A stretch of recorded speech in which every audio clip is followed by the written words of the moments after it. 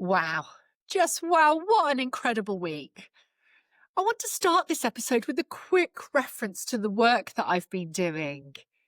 I'm Caroline Esterson, your host, and this week I just had, one of those moments where I thought, this is why I love what I do. A couple of months ago, one of our brilliant clients set me a design challenge: create a learning experience for demand planners. Now, gotta be honest, I wasn't absolutely certain what demand planners did. Oh boy, I know now.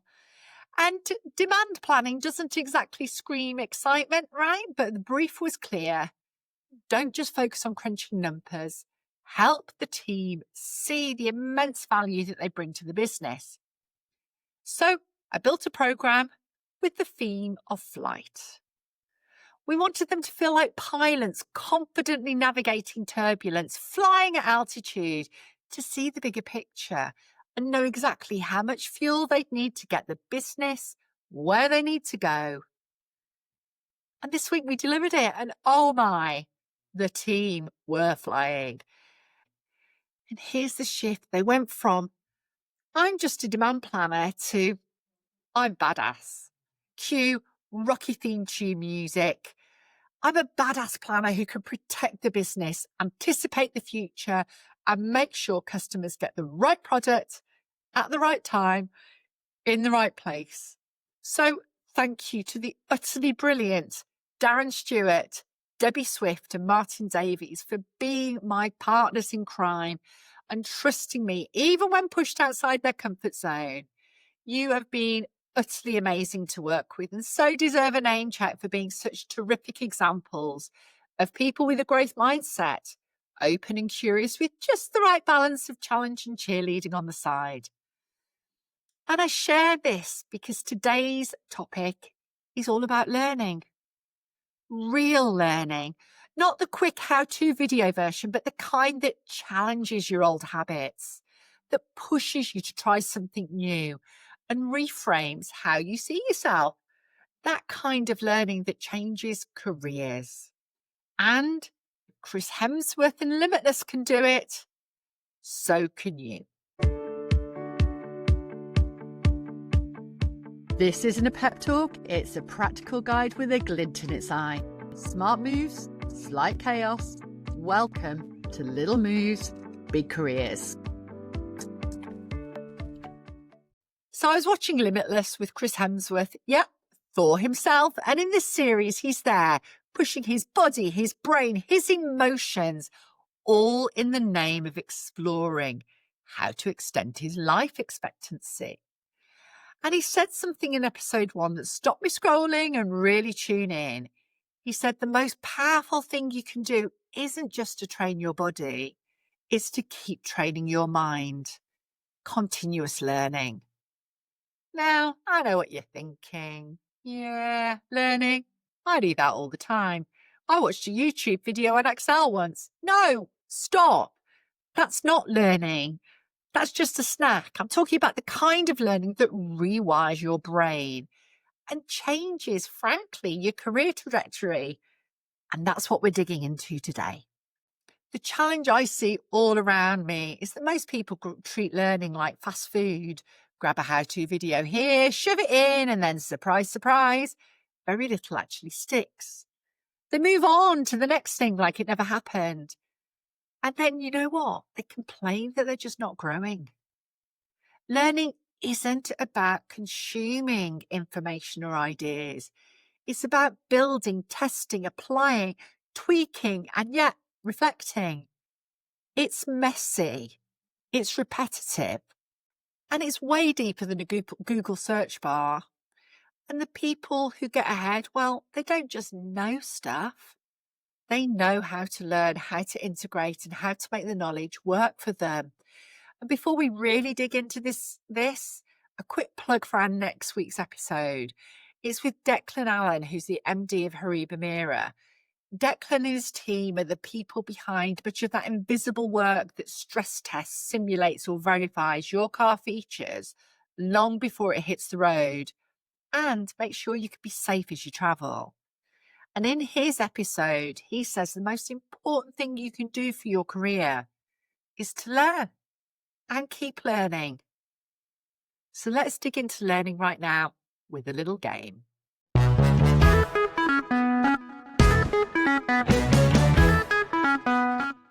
Okay, so this game is called Grab and Go or Grow and Glow. I'll give you a scenario. All you've got to decide is it grab and go, a quick fix, or grow and glow, career changing? Are you ready? Round 1. You binge watch 5 TED Talks on leadership because they're fantastic. Which one do you think that is? Yeah, it's grab and go. You might feel really smart for 10 minutes. You might be utterly inspired. But tomorrow, because you're busy, you'll only remember the guy had a nice accent and I'm sure he said something really useful. No doubt all of these talks were utterly brilliant, but without deepening those ideas, they'll be forgotten. I bet some of you would have been scrolling Instagram too at the same time as listening. Hands up if that's any of you. Round 2. After a tough meeting, you take a moment, you jot down what worked, what didn't, and one thing you're going to try next time. Yeah, that's definitely grow and glow, isn't it? It's reflective practice. I call it tiny but mighty. Round 3. You excitedly download a new app for productivity hacks. It keeps sending you notifications that you glance at but probably delete quite quickly because you're under pressure. Yep, that's grab and go. Congratulations, you've just learnt the art of self-deception. Round 4. You join a peer group where you share experiments, give feedback and hold each other accountable once a month. Yeah, that's definitely grow and glow. It's applied learning. Plus the magic ingredient, it's got community support. It's sticky as super glue. And finally, let's talk AI. You ask ChatGPT to summarize a topic for you, and then you actually use it to write a plan, test it at work, and tweak it based on the results. Yes, it's grow and glow. See, even AI works better when you're prepared to put in the work too. So the point here is that learning isn't about consuming. Learning is about sense making. Sense making for you. Time for brain food, the research bit, but make it cheeky. Because we all love evidence, especially when it supports our own experiences. So, back to Limitless for a minute. In the first episode, Chris decides he's going to learn the drums. But not just for fun. No, he wouldn't do that, would he?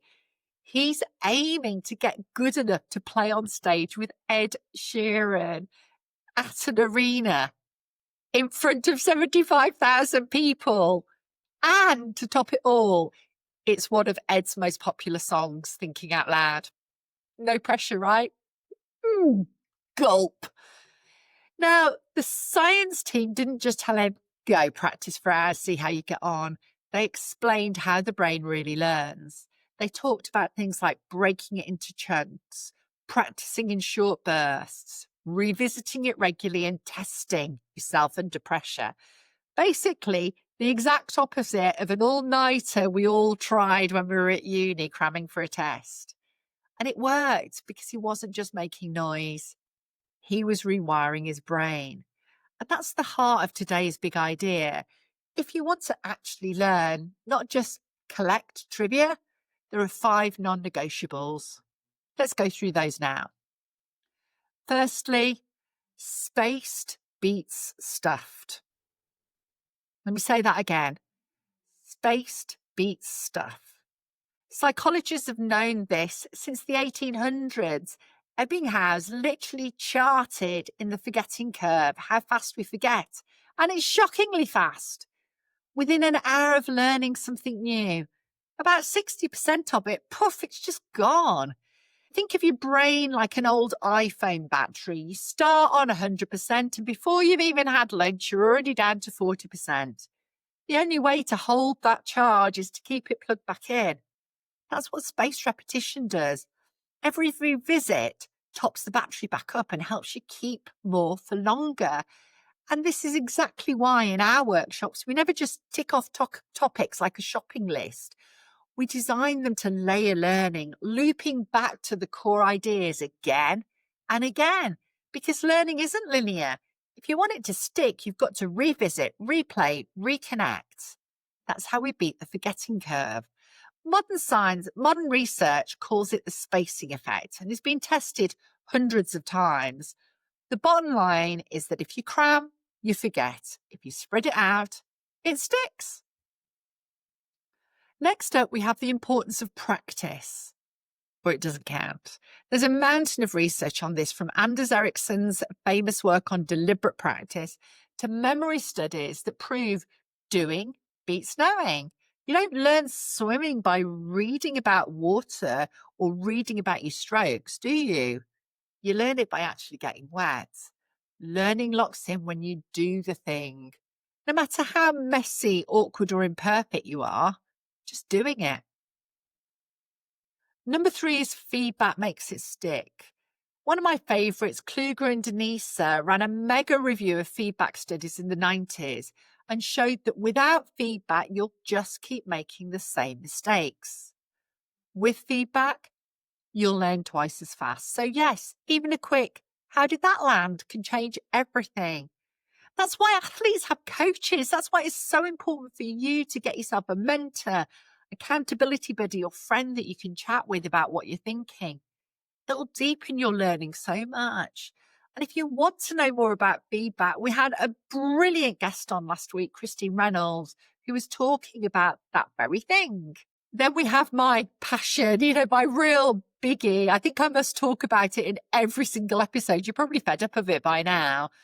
But we did specifically talk about this in much more detail in episode 10.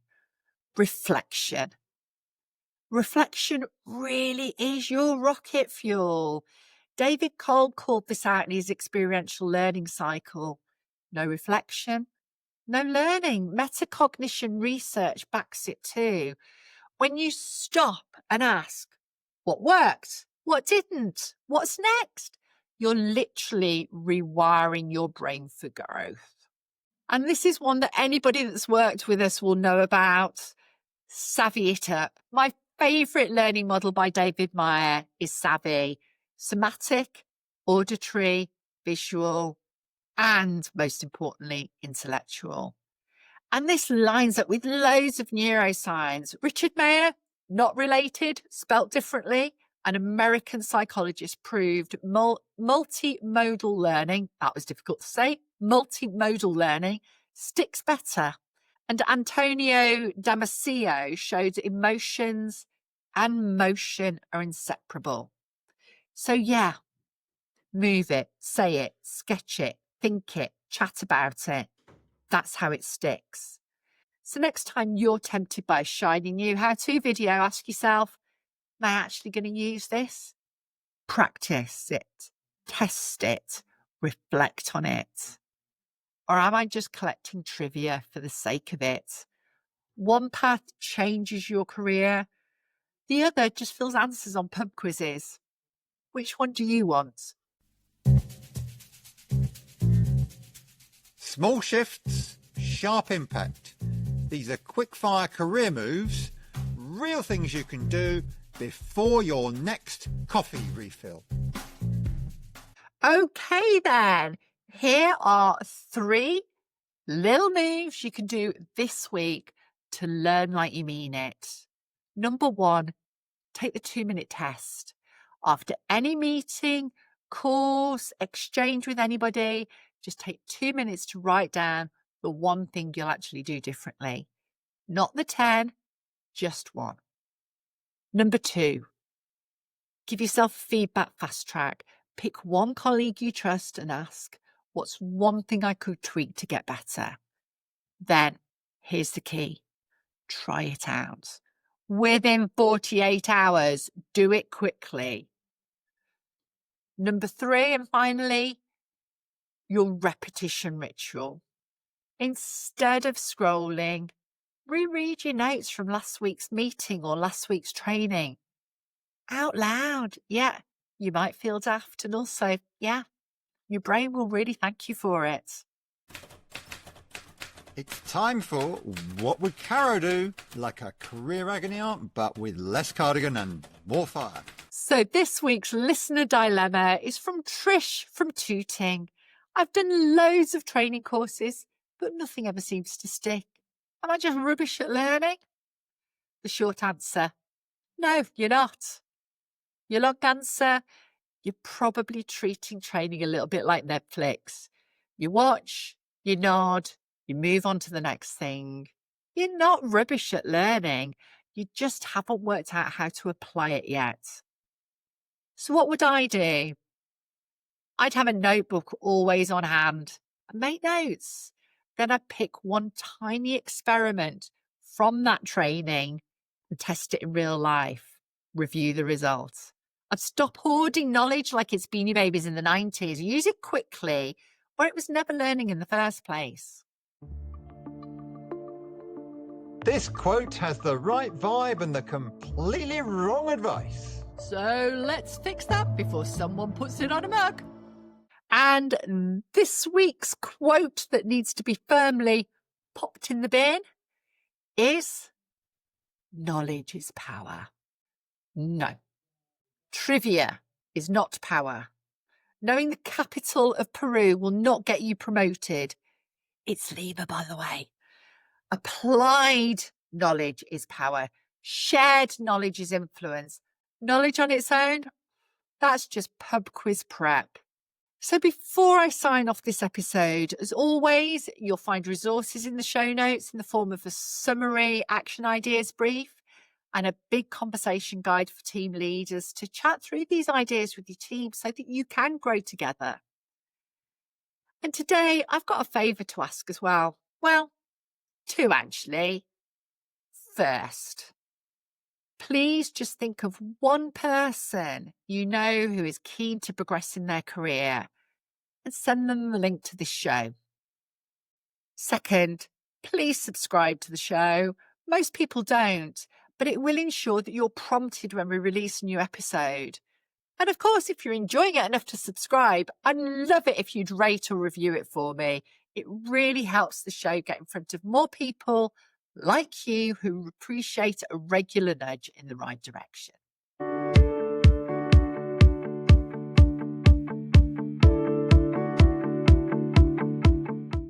So here's the takeaway today. Learning isn't about cramming more information into your already overloaded brain.